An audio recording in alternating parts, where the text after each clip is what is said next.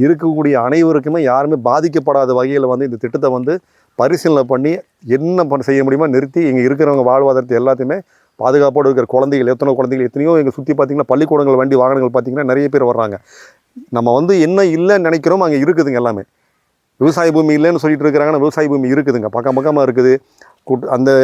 இவங்க கொடுக்கக்கூடிய அந்த நீரானது நிச்சயமாக வந்து அந்த குளத்துக்கு போகுமா போகாதான் தெரியாது. ஒருவேளை குளத்துக்குள்ளே போச்சுன்னா நிலத்தடி நீர் மட்டம் வந்து நிச்சயமாக பாதிக்கப்படும். அதில் எந்த மாற்றமும் கிடையாது.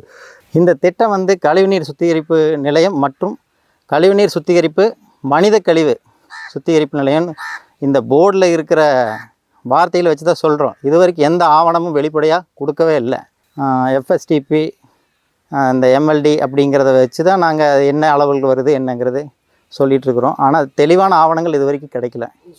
சாந்திமேடு பகுதி அதில் 2 பஞ்சாயத்தாக பிரியுது.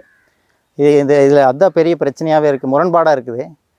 வீரபாண்டி பேரூராட்சியில் அமைக்கப்படுறது இது வந்து பக்கத்தில் இருக்கிற வெளிச்சி ஊராட்சிக்கு வந்து பெரிதும் பாதிக்கப்படுது.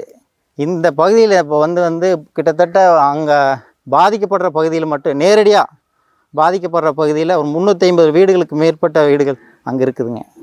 பக்கத்துலேயே பார்த்தீங்கன்னா rural health care Kuppusamy Naidu அறக்கட்டளையிலிருந்து வந்து கிராம மக்களுக்கு சேவை செய்யும் வகையில் இலவசமான ஒரு இது இருக்குதுங்க, ஹெல்த் கேர் யூனிட் இருக்குது, அங்கே பண்ணுறாங்க. பயிற்சி கூடம் இருக்குதுங்க அதே இடத்துல.